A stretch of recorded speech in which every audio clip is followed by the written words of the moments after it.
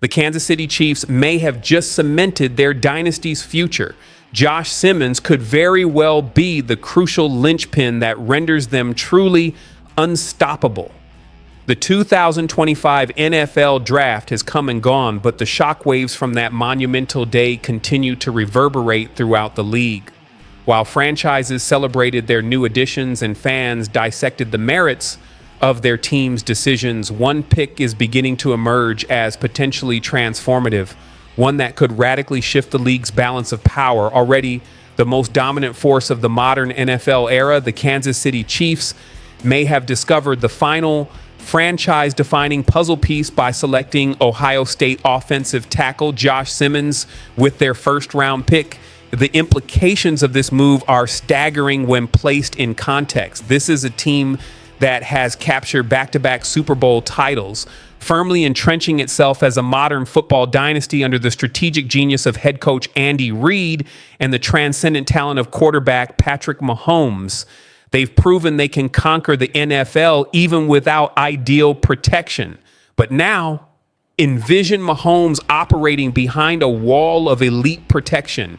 That's precisely the terrifying prospect Simmons represents, turning an already potent offense into a historic juggernaut.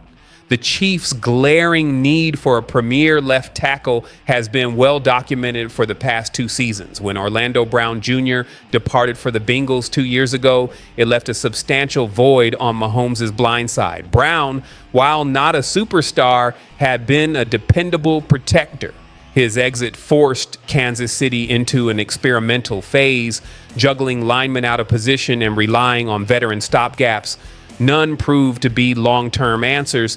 Enter Josh Simmons, a talent who, despite suffering a setback in October 2024 due to injury, was still widely regarded as one of the elite offensive tackle prospects in the 2025 draft class. His rare blend of size, agility, technical refinement, and football intellect had scouts across the league salivating. The injury might have paused his trajectory, but it never dampened his perceived ceiling. Injury concerns naturally create draft hesitation. But the Chiefs, unlike many teams, aren't just drafting for today. They're building legacies.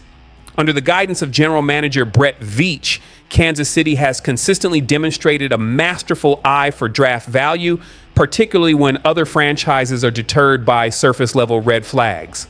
The Simmons pick is emblematic of this forward-thinking philosophy.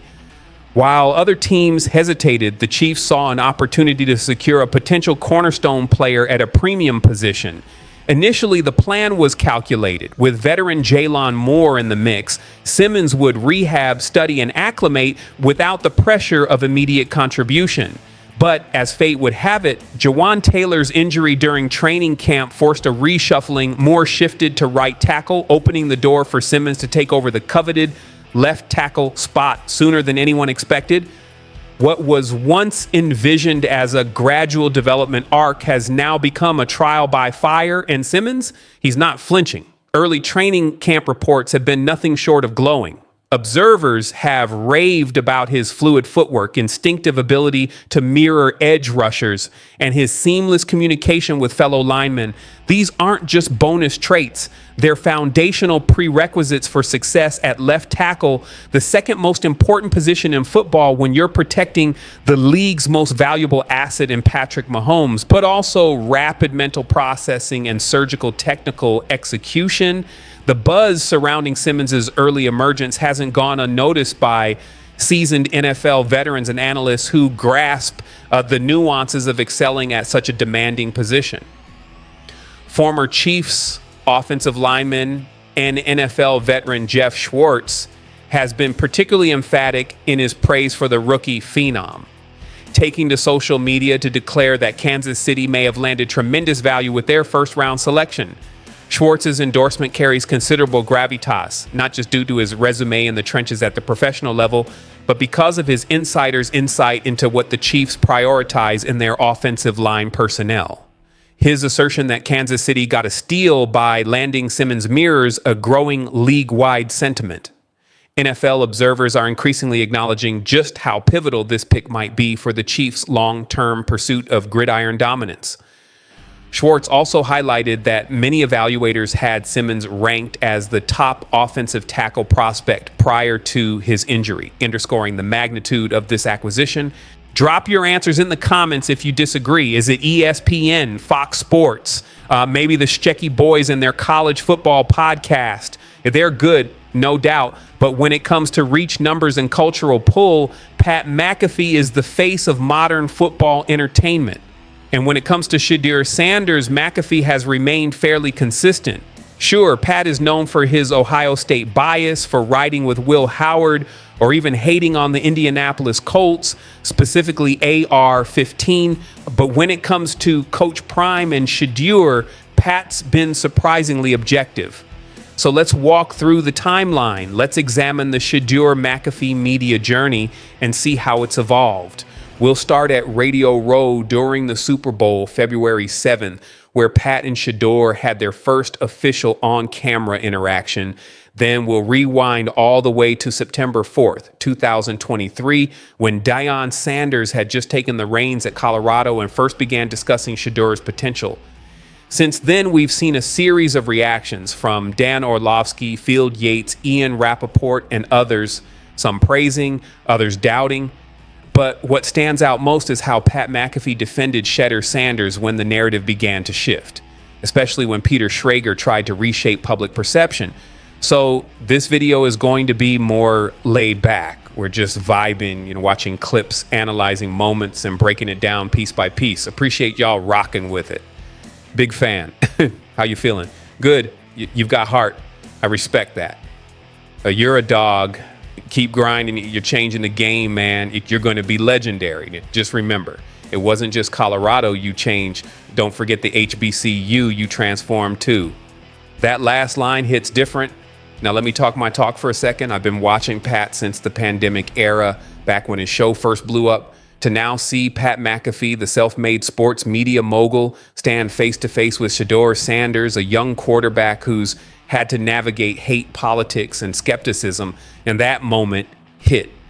Both of these men marched to the beat of their own drum, and that mutual recognition was powerful. Notice what Pat emphasized: toughness. In all the critiques about his chains, tweets, or even his personal draft room setup, no one wanted to acknowledge the real story. Shedeur took more sacks than anyone in the FBS. He endured constant hits and never once blamed his teammates. People always bring up one clip in the Nebraska game and claim he threw someone under the bus. One clip, and it's already been debunked. So tell me, where's the second example? You can't find one because it doesn't exist. Meanwhile, here's Pat McAfee telling him to his face, you're a culture changer. You've shifted the atmosphere not just once, but twice. Now look at how Pat talks about Coach Prime and Shedeur on his show. After a game where Shedeur threw for 500 plus yards, he said it himself. This was legendary. That was the best performance of his life. And he said it himself in the post-game interview. Just a kid from an HBCU putting up numbers like that, he was phenomenal.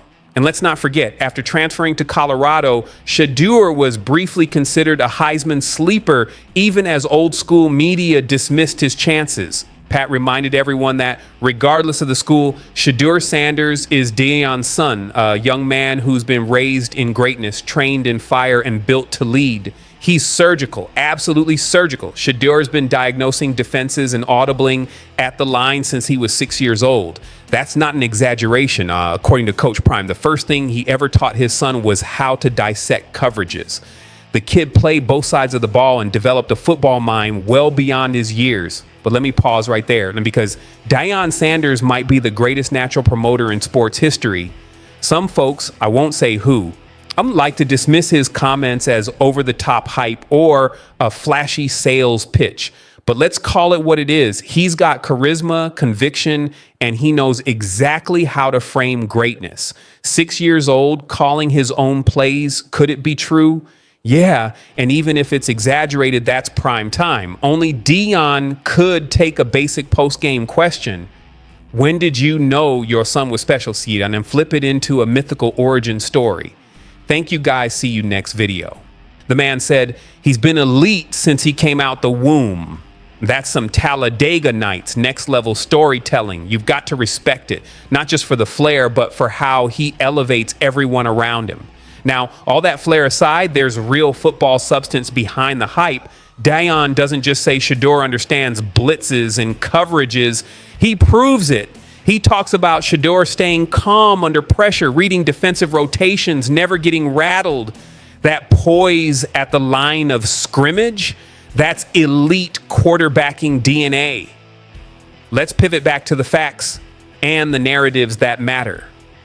Remember 2023? Back then, it wasn't Brady mode. It was Sanders mode. You gave Shedeur the ball with under 2 minutes, and you better not change the channel. Colorado State, North Dakota State, Bailey, the late game heroics, the impossible throws. Everyone remembers Lejon Cavazos' clutch catch. But did y'all forget who made the throw? Did you forget Shedeur rolling left, launching a 50-yard dime in the rain and putting the team on his back? And yet, how quickly we forget. Let's talk football. Every elite quarterback needs to have that gear, that cold-blooded fourth quarter killer instinct. Some QBs are stoic. Some wear their heart on their sleeve. Mahomes will scream, "Let's fine go." Brady will flex like a gladiator. And Shedeur, he stays level-headed, but lets his fire show when it matters. The murmurs began on Tuesday. By Friday, it was the only thing being whispered in war rooms across the league. Now, the world is starting to understand why Coach Prime has remained so adamant about his son's future in the NFL. What you're about to hear may completely redefine your perspective on the 2025 NFL Draft. But before we dive into what happened in that exclusive training session, I have a question for you. How many times have we seen quarterback prospects get hyped into oblivion only to completely collapse when the lights hit? How many Heisman darlings have disintegrated under the relentless pressure of the pros? You think you've witnessed elite? You believe you've seen what true quarterback greatness looks like? Let me set the record straight. What I'm about to reveal didn't just challenge everything I thought I knew, it detonated it. Last week, something seismic happened behind closed doors in Miami, an event so stunning it sent shockwaves through the NFL. Scouts, general managers, even franchise owners are still trying to wrap their heads around what they saw. And yes, I'm talking about Shedeur Sanders. The display he put on was nothing short of transcendent, surgical precision, unshakable poise, and almost mythic execution. Veteran talent evaluators, men with 30 to 40 years in the game, were left questioning every assumption they'd ever made about quarterback play. At first, the whispers were quiet. I caught wind of it on Tuesday. By Friday, it had erupted into full-blown NFL chatter. Now I understand why Deion Sanders has been relentlessly championing his son, because what went down at that private facility has fundamentally reshaped how I view the 2025 NFL Draft. But before I break down what actually unfolded on that field, let me ask you something. How many times have we watched a hyped-up QB prospect collapse when it mattered most?